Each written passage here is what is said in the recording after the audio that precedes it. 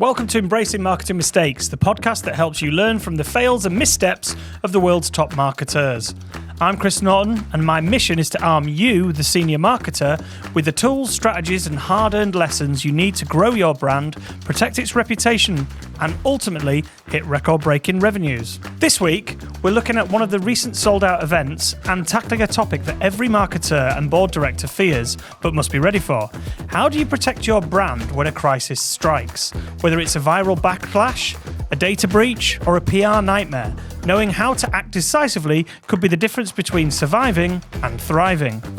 We'll explore questions like, are your crisis plans built for today's social-first world? How do you turn a public blunder into an opportunity for growth?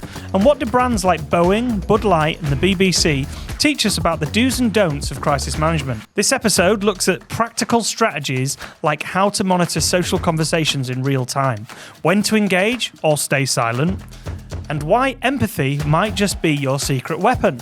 So, as always, sit back, relax, and let's hear how you can safeguard your brand's reputation even in the eye of the storm. Enjoy. Thank you for joining us. Today is on crisis management. We're going to be looking at navigating challenges in PR and marketing. Thanks for joining us. Crisis management is quite an interesting one because the nature of crisis management is that almost always we have to sign an NDA when we're dealing with a crisis. So we can't talk about case studies per se, but we will be drawing on anonymized client examples throughout. Today's session is about helping you to minimize damage in a crisis scenario. It's about reducing the impact on your brand and your brand's reputation, because reputation is the most important thing. It always amazes me when people think that public relations is a small part. They think of it as media relations, and actually crisis management is when your PR person, your PR agents, or yourself, if you work in-house in the PR bit, is when reputation is what it's all about. And if a crisis kicks off, trust me, it has a big impact. We're going to look at ensuring your crisis planning is fit for purpose in a social world, social media first world. Also in an AI first world as well. There's a lot of changing technologies, and you've got to make sure that you've updated your social media strategy. And your crisis plan as well. So in the next 60 minutes, we're going to bring your crisis plan up to date, ready for 2024 and beyond, hopefully. So what will you get from the next hour in this session then? Well, I'm going to look at the context into why crisis planning is so important for brands and some of the latest statistics on that. We'll get insight into the evolving crisis curveballs presented by social media, which is why I've been doing social media crisis management for near on 10 years. I actually wrote the CIPR's section in the CIPR, the Chartered Institute of Public Relations, have a handbook, and I wrote a section on online crisis management because basically there wasn't a framework for how to deal with online crises, social media crises, and I wrote all that section for them. So I've been doing, and that was about 8 years ago or something. We're going to look at some case studies into who's got it right and who's got it wrong. Not everyone gets it right, and not everyone gets it totally wrong. A crisis can actually be a good thing sometimes to clear the decks, weirdly enough. And then Will's going to talk about how to get guidance into creating a social-first crisis plan for this year and beyond. We're going to show you some examples of how you can do that, and then a little bit on further help and support if you need it in any which way, shape, or form. So let's define crisis communication. If we use AI, this is what it's spitting out today, rather than a body description. This is what ChatGPT says. So it says crisis communication is a strategic way to manage and share information during a crisis or critical event. The goal is to minimize damage, maintain public trust, and guide appropriate responses. Pretty accurate, as you would expect. So why the hell should you care? Like, why are you sat there now thinking, why did you sign up to a webinar about crisis management? Why are you interested in it? What is the thing that making you care about it? Well, the cost of failing to prepare or deal with a crisis for businesses, it can be up to 36% of turnover for failing to deal with a crisis. It can ruin companies and has done. We only have to look at a business like Ratner's many years ago when I started out in PR, and Ratner's said made a big claim at a conference, and it wasn't even, he didn't do a press statement or anything like that. He just said at a conference, most of our stuff is shit. And it got taken out as a direct quote that stuff that they sold was shit. And within 2 years, the business was pretty much finished. But today, the amount of time board members said it took to fully recover from a crisis, according to Deloitte, is between 1 and 5 years. So if you haven't prepared for one, that's why you're here, because it can take up to 5 years to recover from a crisis. Some businesses never do. So it's an interesting question, but if it's a proper existential crisis, it can really smash a business to pieces. Reputation is everything. It takes years and years to build the trust, but it can take seconds to destroy all that trust and ruin your business. So Experian said that 78% of business leaders say that they've experienced some kind of crisis in the past 18 months. I'm going to talk about some of the crises that could occur as well. And according to Forbes, 50% don't have a company-wide crisis plan in place. That's one of the questions in the polls, I believe, that Will's put in there is, do you have a crisis plan in place? If you don't, you should have some sort of crisis plan in place. Anything is better than nothing to start. 78% of people, most frequent crises so these are the most popular crises that we're seeing. And Will and I have just been talking about this recently. So data breach of consumer information. So somebody's got into your data and released it. A product recall, which maybe you see that with several cars, some of the electric vehicles. There's been product recalls. A cyber attack, 74%, or a ransomware attack, 73%. Those two at the end, a cyber attack and a ransomware attack. I was speaking to an IT specialist yesterday, and they've seen a 40% increase in cyber attacks on businesses. It is massive. And he was telling me that he didn't tell me the client's name, but the client had everything in the cloud, Microsoft Office, and it had cost the client more than £8,000 in damage just to repair what had been done.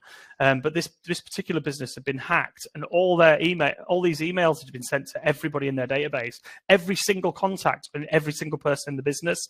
It just mass spammed their, and more importantly, not just the £8,000 to recover the business and lock it down. It was actually the damage to customer reputation. All the customers just thought the business was completely out of control. So, but that is a growing area. So crisis can come from anywhere, non-controllable to me and you. So what is the payoff of getting it right? There's quite a lot of payoffs of getting it right. Rebuilding trust with customers is what I was just talking about a minute ago. Customers said the most positive response to a crisis would be continue to be a customer. So 46% will continue to be a customer. That is good after a crisis. And you can have a stronger reputation after a crisis. Working in PR, I've done several sessions on this. We do full day training sessions with clients, and we use multiple examples of when businesses have gone through a crisis, the response, how they've dealt with it, and then the recovery. And sometimes brands come out of it stronger. The biggest positive response was that 43% of people would think favorably of the organization after the crisis. Or 31% would recommend the business still after the crisis. And 16% of people would post about it positively, not negatively, obviously, on social. So, crisis management really matters. It protects your reputation, it protects your brand values, it can minimize, and it will do if it's dealt with properly, financial losses, the £8,000 and the reputational loss that I just talked about as an example. It ensures business continuity. So if you've got a decent plan in place, you know what to do, you've run through the scenarios. Scenario training is a big thing as well, because having a sheet of paper doesn't mean that you've got a plan in place. What about scenarios? You've ever ran scenarios in such as a Twitter outbreak, etc., etc. There's loads of different things you can do that make it really specific to your business, to make sure that the people that are there are ready, know how to speak and how to deal with certain situations. And it safeguards stakeholder relationships, so make sure that you've got stronger relationships afterwards. It demonstrates leadership and accountability. If you own a crisis and look like you are managing it, you're investigating it, you show leadership and accountability. Okay, they're investigating it.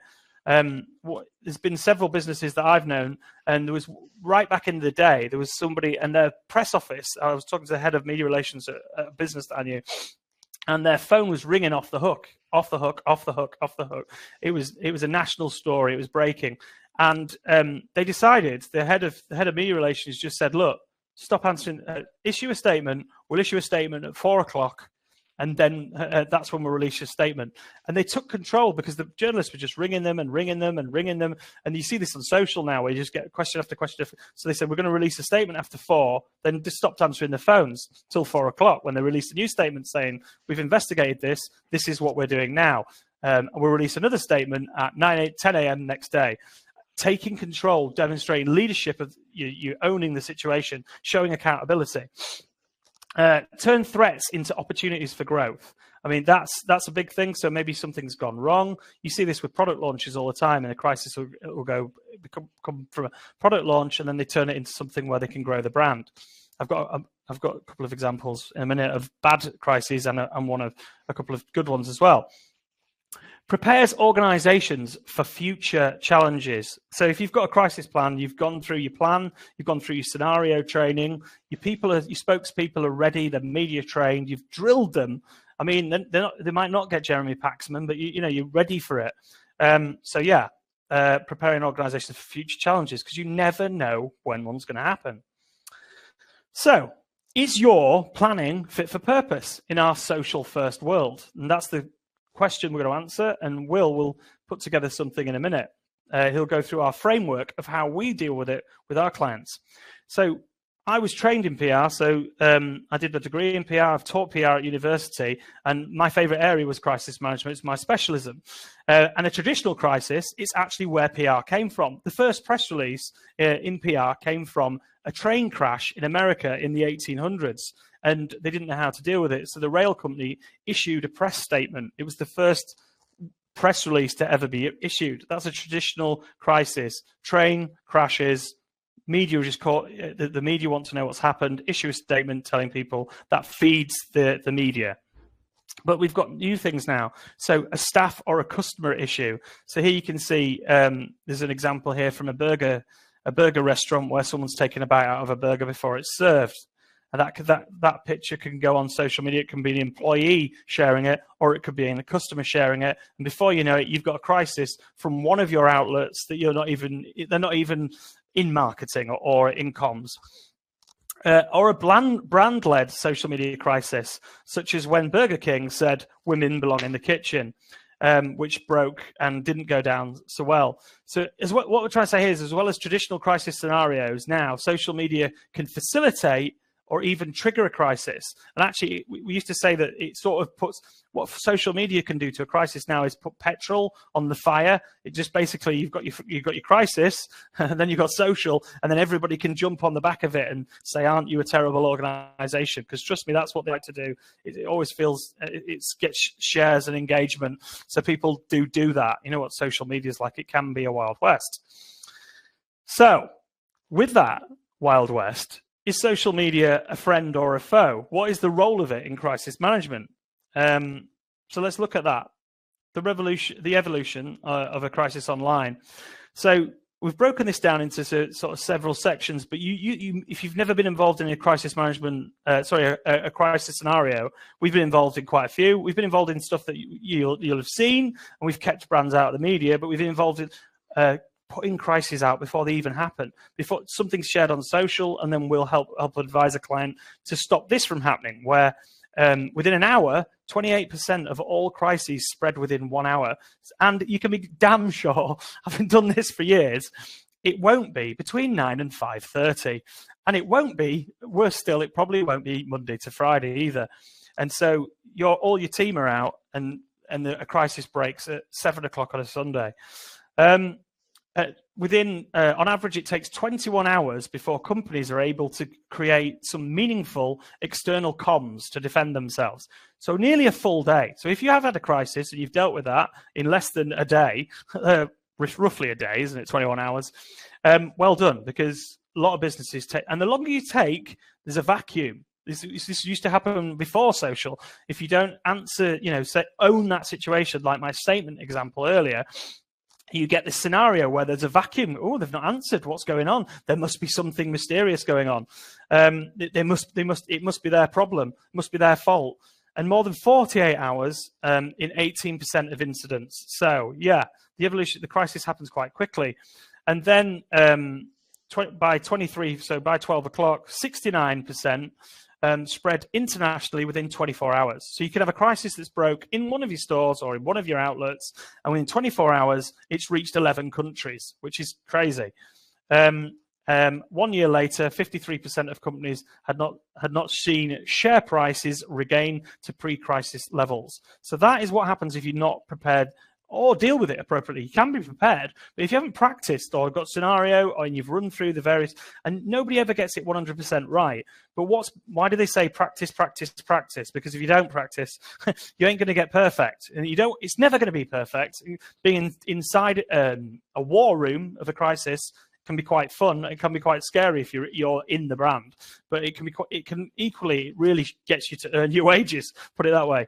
And 50% of communication advisors surveyed believe organizations are not adequately prepared to handle a crisis. Hence why we sometimes recommend crisis management training or some formal sort of media training or a scenario training or something with our customers or whatever. So social media can supercharge your crisis response, because before you had to issue statements and then they had to go to the press. Now you can provide information instantly. Wherever the crisis is broke, if it's broken on Twitter or X or Threads or wherever it is, you can provide that information on said platform instantly. Obviously, you have to get it all. If you've got agreed statements pre-approved, it also helps. You can monitor evolving conversations. Some of the issues that we've stopped happening, we've had things where clients have said we're going to end up in the nationals.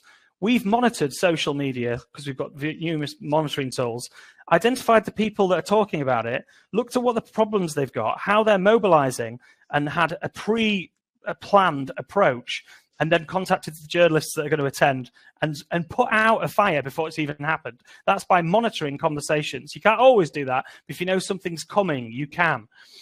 You can address concerns on social media because misinformation is happening all the time.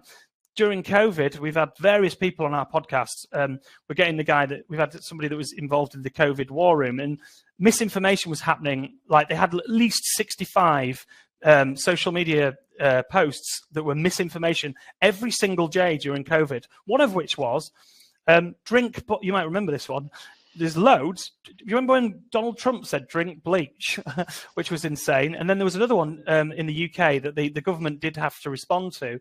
And that was, if you drink boiling hot water, it kills the virus in your stomach. That was peak COVID, and the government had to do a response. So you can address concerns, misinformation. Equally, if you're using social media, you can limit the damage. You can monitor, respond, and also you can demonstrate transparency by saying we're investigating this. This is where we're at so far. We'll do X, Y, and Z. We're investigating. Don't worry, we've got this. So let's take a look at some real-world crisis examples, and hopefully the sound will work on this. So let's just talk about this. So we've got Boeing here. Now, I mean, we've put here it's an absolute masterclass in mishandling a crisis.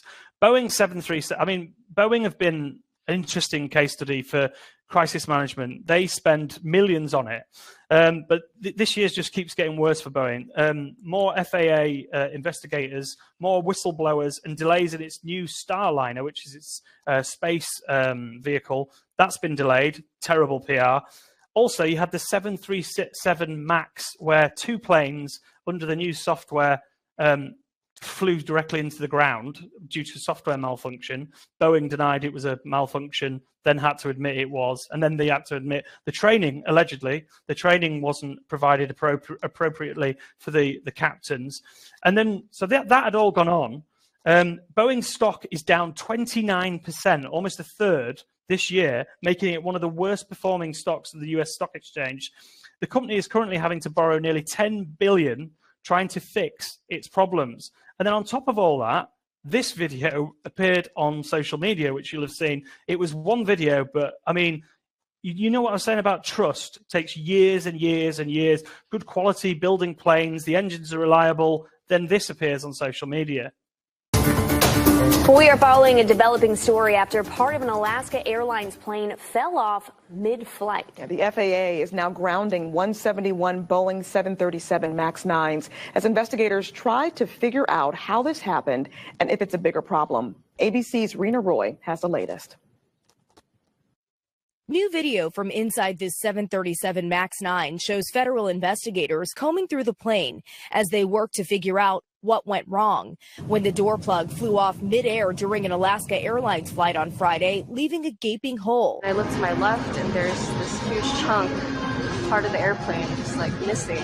The door plug now found after a 3-day search. It ended up in the backyard of a Portland school teacher. The discovery coming as the National Transportation Safety Board reveals no data can be pulled from the cockpit voice recorder because it was completely overwritten. At 2 hours, it re-records over it. So we have nothing from the CVR. 171 Boeing 737 MAX 9 planes now grounded around the world. We are emergency. We are depressurized. We do need to return back. The plane taking off from Portland, Oregon Friday evening, heading to Ontario, California with 179 people on board when all of a sudden the so-called door plug, which is used to cover and seal optional emergency exits, flew off from the 26th row.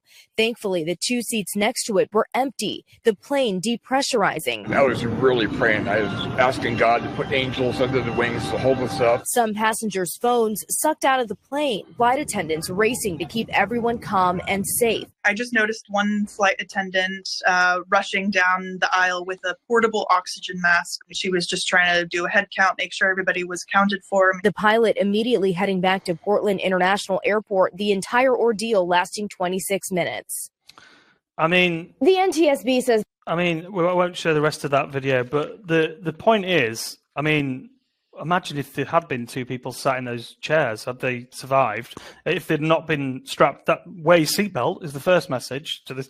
But Boeing, I mean, to add to this, obviously they've had 2 planes crashed straight into the ground, killing several hundred people, which is absolutely horrific.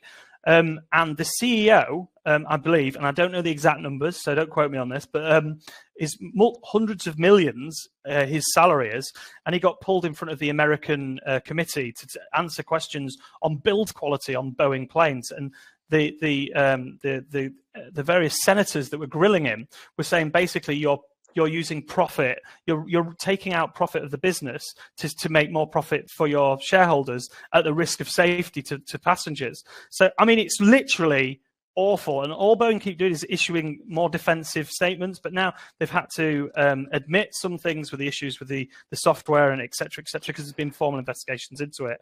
And for me, one of the, 15, 20 years ago, if that had happened on a plane, chances are nobody would have been there to film it. But the challenge we face now is, something like that happens, or indeed something quite minor, and it might be, it might be a minor product defect, or it might be a member of staff misbehaving.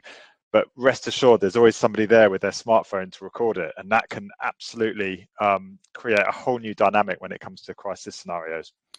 Yeah, but they seem to be. I mean, they're in trouble in terms of reputation. Stock market prices down, but it's backed by the American government. So they still, they're still going, and they're going to continue to go because they employ millions of people in the US. The second case study that I want to talk about is Bud Light and Dylan Mulvaney. I don't know if you've heard of this story, so I'll just tell you what happened. This basically the issue was Bud Light partnered with transgender TikTok to a transgender Dylan Mulvaney on TikTok to promote a contest around the same time as releasing Pride-themed cans of product with various pronouns to celebrate, the diversity. However, the backlash, this led to boycotts from very conservative American customers accusing the company of being far too woke and spreading rumors that the entire marketing team had been laid off in response, which included American musician Kid Rock shooting cans of Bud Light. People boycotted the brand. I mean, it was shocking how this nearly killed Bud Light. The problem was that the response from the company was so inconsistent. They didn't know which way to go, whether to say, they couldn't, and then they hung out Dylan Mulvaney to dry. They didn't really back what they'd done. They just said they just totally backtracked, which was awful, really badly handled. And then they looked like they didn't know what they were doing, whether they were for or against or what, because they were worried that they were going to upset. So they ended up upsetting both sides of the argument. And it didn't address the concerns to come out of Mulvaney, who announced that she was scared to leave her house because of the backlash. It's a horrible story for that individual. She was really scared. So the impact on the brand, though, which is why I've shared it, is there's a 28% drop in sales in the month following the controversy. That's more than a quarter, almost a third. Revenue dropped by nearly $400 million, over 10% compared to the same period in the previous year. Operating profit dipped 30%. And what lessons can we take away from this? Understanding your core audience and having consistent in your crisis, because they just kept flip-flopping from one to the other. And it ended up being worse that they didn't back what they'd done originally. So, yeah, awful handling of a case study. Who got it right? Now, I know what you're thinking. Gary Lineker, this will be interesting. What have you got for me here, Chris? Well, I'll tell you. But the BBC, I'm not sure they entirely got this right, because obviously what happened was Suella Braverman said that we were being invaded. You might remember. She said we were being invaded. She was in the government at the time, Foreign Secretary, I believe. Or was it Home Secretary? One of the two. She said we were being invaded by migrants to the UK, and Gary Lineker responded saying, on Twitter, X, "Good heavens, this is beyond awful." And then everybody started saying he was out of order. And he responded, Gary Lineker responded with this tweet: "This is no huge influx. We take far fewer refugees than other major European countries. This is just an immeasurably cruel policy directed at the most vulnerable people in language that is not dissimilar to that used in Germany in the 1930s. And I am out of order, ? So what happened there was they basically suspended Gary Lineker over his tweets criticising the government's immigration policy. Now, were they right to do that? Because the BBC are meant to be impartial. So my question is, this bit was probably wrong, but it led to mass walkout of several presenters. And you might remember it led to the match of the day being 20 minutes long because they panicked. The BBC really backed themselves into a corner. So you'd be wondering why we've used this as an example, because actually it's a bad example. But you know, remember when I said you could never get it 100% right? I think that they dealt with the second part of it a lot better, and they thought, hang on a minute, we have got this wrong, trying to be impartial all the time. So what did the BBC do to start rebuilding the trust? It reinstated Lineker within several days and announced a formal independent review for its impartiality rules. And how did they use their strategy to communicate to the public? They did there was a public apology issued by the BBC Director General, which was it's never been done before, and they maintained a transparent review process throughout. And what was the outcome? There was a swift return to normal programming and increased conversation around impartiality in the media, where the BBC stands. And they completely reviewed their social media policy with freelance people, because obviously Gary Lineker is freelance. He works for several, but he also works for Match of the Day, etc. Their policy, because Gary Lineker believed it was one thing, BBC believed it was another. So the initial bit I thought they got wrong, but I thought their way that they did it all transparently after that was much, much better. What can we learn from this? So, quick acknowledgement and a resolution of the issue is swift. That is good. A commitment to review and improve policies. If you get something wrong, there's no point in defending the undefensible. If it's wrong, review it, and how can we improve? Open communication with all stakeholders and find out the general consensus and see if there's anything you can do. Balancing the organizational values, hard for me to say, with public expectations, which is what they did there, which was quite smart. So, managing a crisis in 2024. I said that we traditional crisis and social media crisis were different and are now integrated, just like all types of comms. So in our crisis management process, we've got 3 stages of crisis management. You might have heard me talk about this. There's actually a 4th one as well, which is recovery. But for this, I want to keep it nice and clear. So you've got pre-crisis, how you deal with, and that's why you're all here today, to learn, maybe review what you're doing, maybe scenario training, pre-crisis, anything you can do to that. Then you've got during crisis and crisis response. So how you deal with that, then you've got post-crisis and how you review. About 60% of you do have a crisis plan, which is great, but about 50% of you have actually consider social media as part of that. And then about 70% of you haven't actually faced a crisis, which is great, and long may that continue. But the chances are, at some point, a crisis will happen. And what I'll talk about actually later on, often an issue, a seemingly innocuous issue, can spiral into a crisis if it's not dealt with correctly. So let's talk about the pre-crisis stage. So this is really about kind of preparation, and like I said, the more work you can do in this kind of pre-crisis stage, the less likely you are to, well, not, you're always going to face crises, but the less likely crises are to really develop into something more damaging. So I think first and foremost, in the kind of pre-crisis stage, we need to be really on top of our crisis plan. Now, the data suggests, as Chris talked through, about 50% of organizations don't have a crisis plan. You guys filling in the polls says about 60% do have a crisis plan. But the point is, there is organizations out there without a crisis plan. And equally, even if you have got a crisis plan, it might not adequately consider social media as part of that. So that's absolutely crucial, and we need to we need to make sure our crisis plans are fit for purpose for the challenges we're likely to face today. And like a strategy, actually, a crisis plan needs to be reviewed regularly as well. So at least yearly we need to review that and make sure it is up to date. What we need to do as part of that is include roles and responsibilities of all the team members involved. And a crisis response, as I'll explain in a minute, isn't just a comms concern. It's not just a board concern. There needs to be lots of different teams inputting into that, working together, including the social team, actually. We also need to test it out. So just having a crisis plan isn't really enough. What we need to do is stress test that plan and check, does it work? When we're under pressure, do we all know what to do? And as part of that, what you can actually do, and this is something at Prohibition that we do with our clients a lot, is actually simulate social media crisis scenarios. So we will create a believable crisis scenario, and then we will incorporate social media elements where the crisis starts to get out of control and starts to go viral on social media. And there's actually third-party companies you can work with as well that have got tools in this space that really realistically simulate a crisis going viral on social media. And the more you can practice it with all involved parties, then the better you're actually going to be when it comes to dealing with a crisis when it actually happens.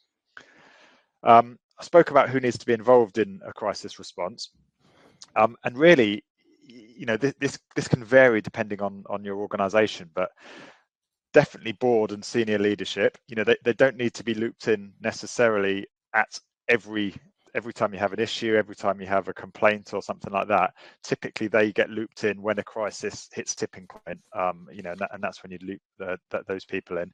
Customer service, absolutely. Customer service are dealing with your customers and typically with complaints all the time, so they need to be briefed. Of course, marketing, comms and social need to be involved.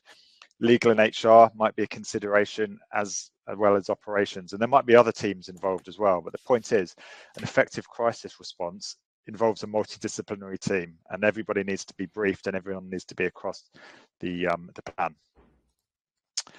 So on to the actual crisis response. So just to reiterate, the more robust your crisis plan, in theory, the less likely a crisis is to develop into something overly damaging.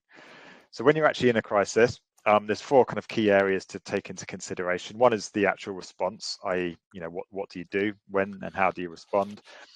One is messaging. So what do you actually say, and what kind of key messages do you push?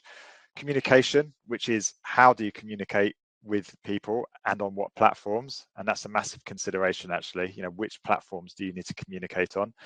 And consistency as well, which I'll cover. On the communication one, actually, I'll come on to this, but which platform you engage with is really, really important. And what we're starting to see actually is crisis scenarios developing on different platforms. So TikTok is something we talk about a lot. And Chris gave the brief example earlier of people in a restaurant tampering with food. Funnily enough, TikTok seems to be a really dominant channel for that kind of content, and when somebody's messing around with food or something like that, typically somebody is there in the queue filming it, and almost always it lands on TikTok first. So if you're in hospitality, for example, you absolutely need to be across TikTok as a channel where these issues could develop. So on to response. So this is the first element to consider. What we need to do, as with all this is not unique to social media crisis management, but we need to be decisive and we need to be prompt in our response. By acting quickly and focusing on the facts, even if we don't know many of the facts, we can control the narrative. And what happens is, in social media, if we don't respond, then we invite speculation and misinformation. And what happens is a kind of a vacuum gets created where people will speculate, and the story can quickly spiral out of control. So what we need to do, even if we don't know the full details, is acknowledge there is a problem and we are looking into it. And that's also got the second benefit of focusing debate and discussion onto our own channels. Now, it won't remove other people speculating, but it will certainly focus that chatter onto our own channels, which is a good thing because it's in one space. When we kind of publish this response, as well as kind of traditional responses, whether that's a media statement directly to journalists, we need to think about using our own social media channels. Not necessarily all of our channels, though, and I'll come on to that in a moment. But if a crisis, for example, breaks on Instagram, or an issue breaks on Instagram, then it's really important to respond on that same channel. We don't necessarily want to respond on all of our channels. So if something happens on LinkedIn or on Instagram, there's nothing necessarily to be gained from then talking about it on TikTok, because actually that could serve to amplify the crisis beyond where it necessarily needs to go. Also, publishing a statement which can be regularly updated on your website is a really good idea. And when you're in the trenches with a crisis and you're getting, as anyone probably knows, if they've been in a major crisis scenario, you might be getting 100 calls an hour from journalists. But if you have a statement on your website, you can immediately direct people to that. You can put an out of office on your emails, on the press office email address, and direct people straight to that statement. And that can just give you time to focus on how are you going to respond rather than firefighting. And in most cases, if we act quickly, we need further time to investigate. So that's fine. And we can tell people we need further time to investigate, and we will be publishing a second statement at so-and-so o'clock. But the point is, open and honest communication and getting in there early is really, really important. In terms of messaging, ideally, as part of our crisis planning, we need to, first of all, anticipate the type of crises our organizations are likely to face. And you're never going to guess every type of crisis, but depending on your sector, there's going to be 10 or 20 different types of crises you could face. And actually, you can use AI to help anticipate some of those issues. So you could use ChatGPT, for example, to ask, give me 20 crisis scenarios X company is likely to face. But the point is, you can actually prepare statements which can be finessed and bespoked according to all of those different scenarios that might occur. And ultimately, they give you the basis of how to communicate with different stakeholder groups. And the point is, there's massive time-saving benefits of this. When you're in the middle of a crisis, the last thing you want to be doing is spending ages and ages, A, responding to people's questions, and B, drafting comments and drafting statements. The more you can kind of automate that and the more you can take that away, the more time you can actually focus on the crisis. So communication, quite a broad issue here, but the point is we need to understand how to communicate our response. So obviously we need to get everything signed off, ideally in advance. We need to brief our team, first of all, that this is happening, and that's the immediate crisis team. And we might also want to consider broader internal comms, and there's things throughout the organization. And the more robust our internal comms is, the less likely there are to be leaks. And it's not uncommon for journalists or the media to basically research employees on Twitter or on LinkedIn and actually engage with them directly and say, oh, I see you work for so-and-so company. What can you tell us about this? But if you brief employees that they're not to say anything, they shouldn't respond to journalists on social media, they shouldn't speculate on their own channels, that can help lock down things from a messaging perspective. As well as sort of holding statements and things like that, we need designated spokespeople. as with a traditional crisis. They need to be media trained, which is a whole separate discipline, something we do a lot of, but we could do a kind of a whole separate training deck on media training. But ultimately they need to be able to speak clearly and confidently, and with empathy as well. Actually, increasingly the most successful spokespeople and chief executives are the ones that have empathy and connect with audiences and aren't just corporate robots. We also might want to consider video content as well, and increasingly what we're seeing is if there's a major organizational crisis, the chief exec will shoot a quick video of them explaining what's happening, what the situation is, and that can be really, really effective. But again, they need to be used to being on camera, and you can't just do it first time. Ideally you'll have trained your senior people in shooting video content in an effective way. And I kind of mentioned this before, but we need to understand the appropriate channels to communicate. To always communicate on the channel where a crisis breaks, if it's a crisis first channel, a social first crisis. And we don't necessarily need to communicate on every channel, because in some cases that might amplify the crisis beyond where where it necessarily needs to go. But as part of your social strategy, you should always understand which of your audience are on which channels. So clearly the people that follow you on LinkedIn are going to be a different group to the people that follow you on TikTok or Snapchat. So understand where our audiences reside, and depending on the context of the crisis, communicate on the appropriate channels. Consistency is really important as well. And as well as kind of getting in there first with a statement, we need to regularly update our kind of customers, our stakeholders, whoever it might be, our audiences, whenever there's a kind of a changing concern or changing circumstances with a crisis. Now, often it's hard to understand how a crisis is evolving, and really this is where social media monitoring comes in. So social media monitoring essentially allows you to track in real time and retrospectively, but the real-time function is most useful for a crisis, how your brand is being talked about online. So how is your brand, how is your category, or how is a topic? It might be product recall, it might be your actual brand name, it might be a competitor. It allows you to track how that's being talked about by people in real time, and ultimately you can track the sentiment of that conversation. You can track how the volumes of that conversation, which channels that conversation is on, and that just allows you to be super responsive and flexible in terms of how you respond. And you can identify misinformation, for example. You can identify the key antagonists involved in a conversation, or indeed those key positive voices that you might want to amplify as well.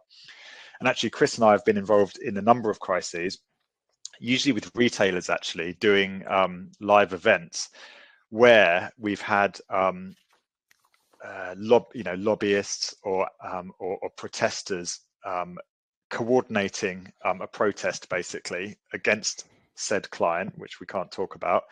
And what we've actually done is identified some of those antagonists on social media and in real time tracked what they're doing and what they're planning.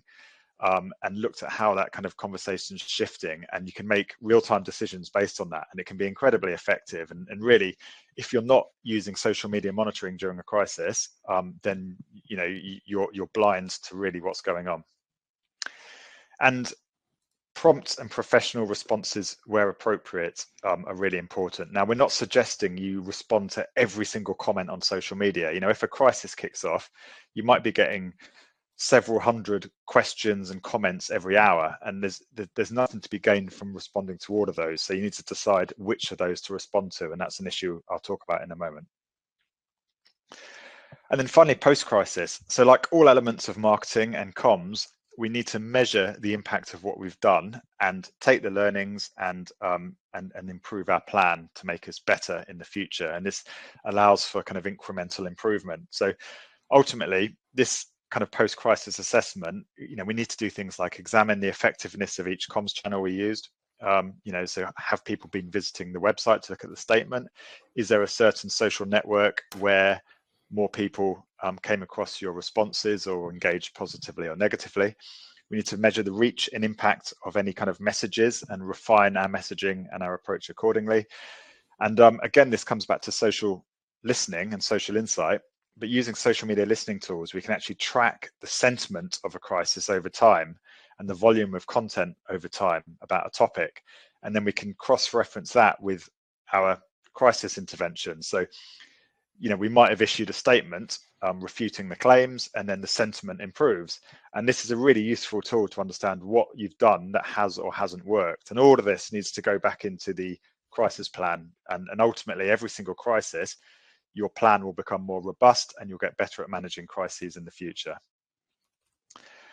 So we've got a few tips now on specifically the kind of the social media elements of handling a crisis. And as we talked about at the beginning, yes, social media can throw fuel onto the fire of a crisis, but actually social media can allow you to supercharge your crisis response.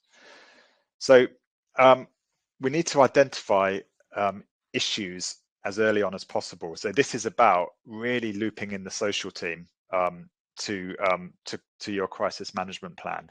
And the social team's job is to really kind of become highly tuned into any kind of issue that could be contentious and could spiral out of control before it becomes a crisis.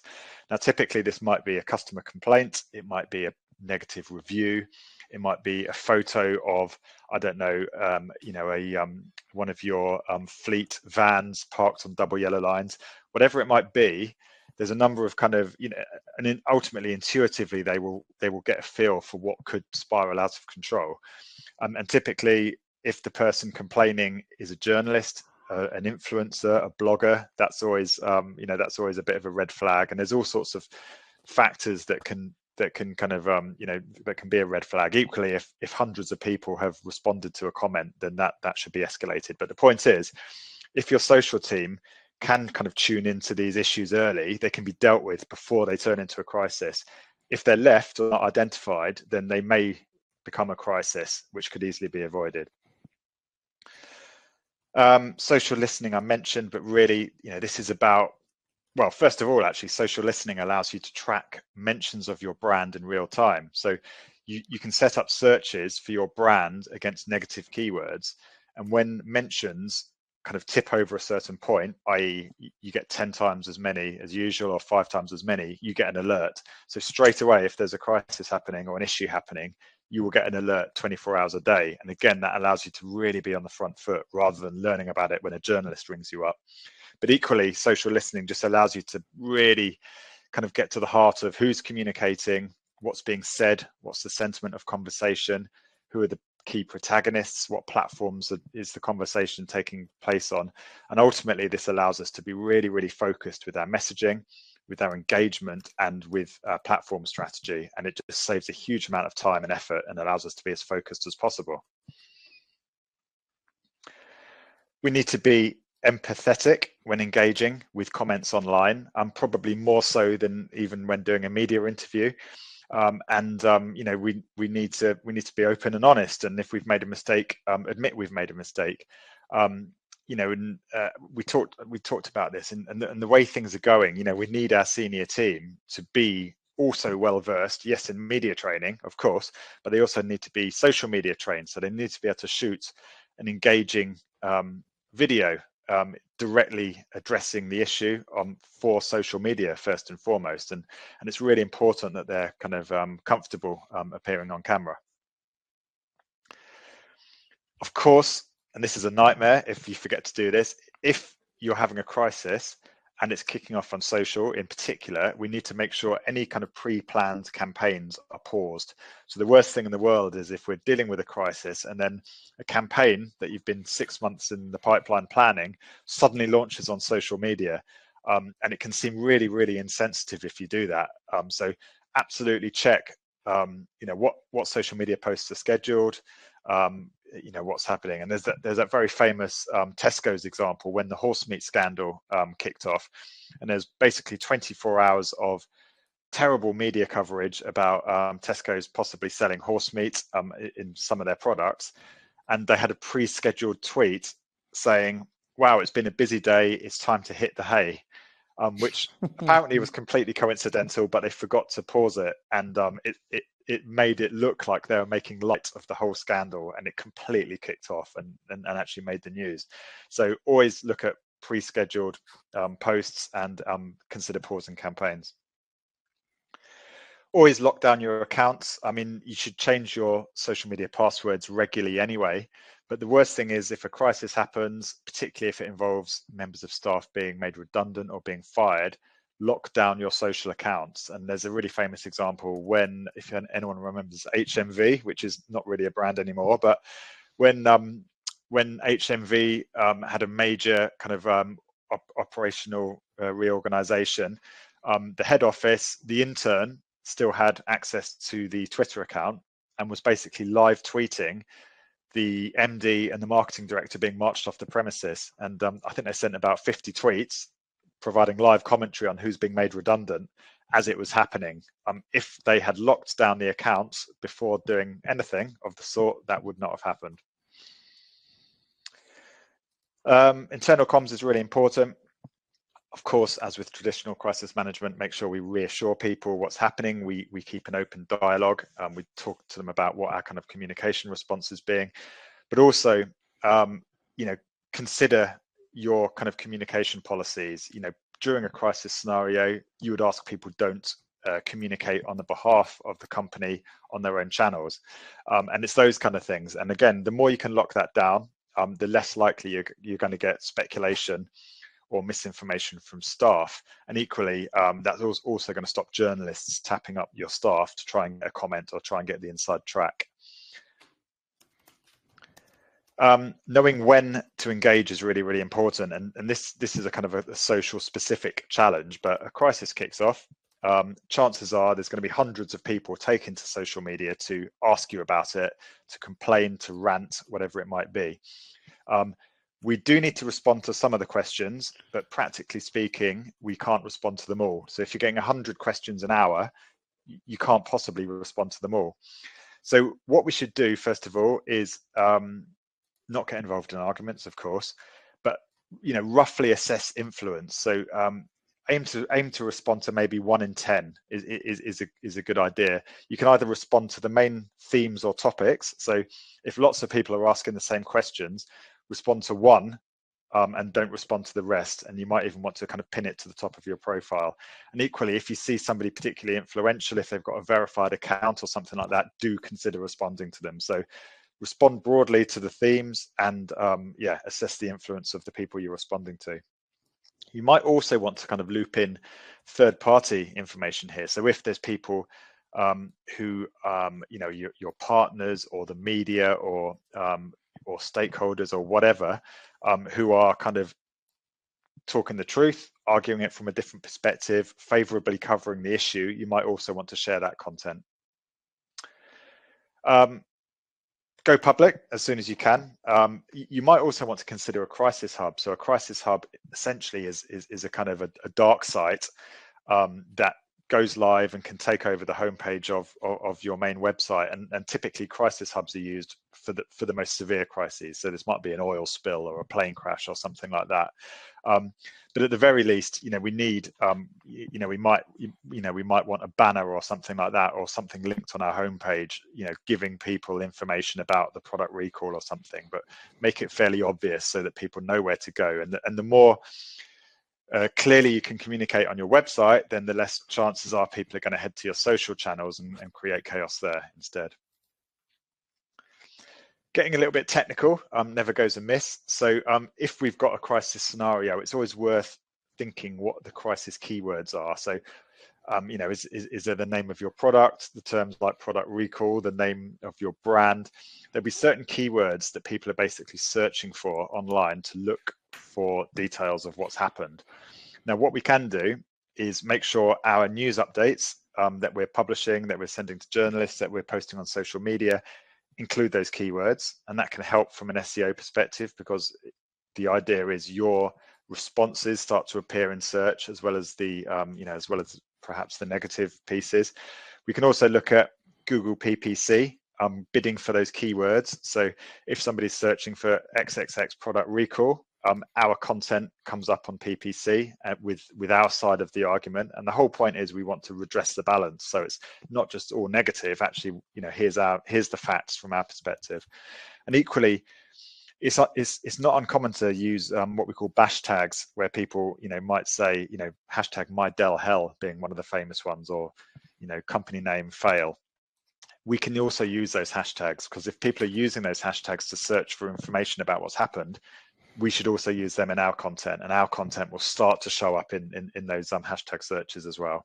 And again, it's about redressing the balance.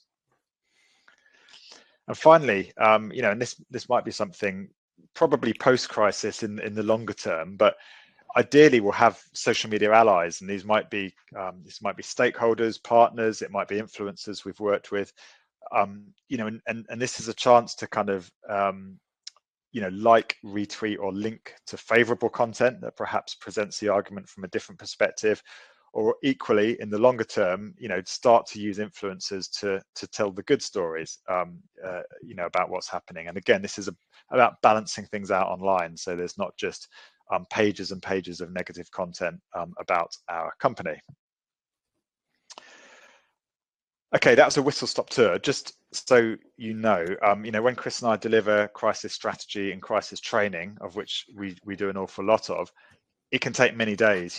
Drafting a crisis plan is a fairly in-depth process. What we've done here in about 50 minutes is kind of giving you a whistle-stop tour of what you need to take into consideration. You will face challenges on the way, unfortunately, and we're just being realistic. One of the big challenges we hear clients telling us about and brands telling us about is meaningfully and effectively integrating social into a traditional crisis plan. I think it's quite easy to superficially incorporate social media into a crisis plan, but doing it in a way where everything is joined up and everything is integrated does require some real consideration and brainpower. Tracking a crisis when it starts to go viral is a challenge, and that's the importance of kind of stress testing your crisis plan and doing scenario testing as well. And how you respond when it goes live, if you like, and it starts going viral is crucially important. Identifying issues early before they turn into a crisis is another challenge. And like we said, often what happens is a customer complaint just isn't dealt with on social media, and suddenly it's the weekend and it's a bank holiday, and 3 days later there's 1,000 comments, and the journalists are looking at this and ringing you up and asking what's happened. If that had been dealt with in the first instance before it spiraled out of control, then it might not have become such a big issue. Setting the right tone when it comes to messaging, and knowing when to engage with the right people at the right time is also a challenge. So with so much happening in a crisis, responding to journalists, internal comms, responding on social media, it's really hard to know how to focus your time and effort. And it's really important to understand, okay, let's respond only to the most influential antagonists on social media that have got the potential to influence how the crisis evolves. So you'll be pleased to know we do have various crisis products. I'm not going to speak for ages about these, but we can help you in your crisis journey. So